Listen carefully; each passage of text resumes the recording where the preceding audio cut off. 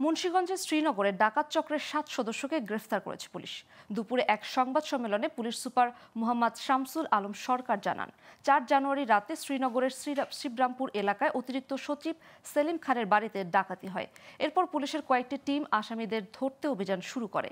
পরে গোয়েন্দা তথ্যের ভিত্তিতে ডাকাতদের অবস্থান জেনে কয়েকদিন ধরে অভিযান চালিয়ে ৭ ডাকাত দলের সদস্যকে গ্রেফতার করা হয়। গ্রেফতারকৃতদের কাছ থেকে ৫ ভরি স্বর্ণালংকার, নগদ টাকাসহ ডাকাতির কাজে ব্যবহৃত সরঞ্জাম জব্দ করা হয়েছে।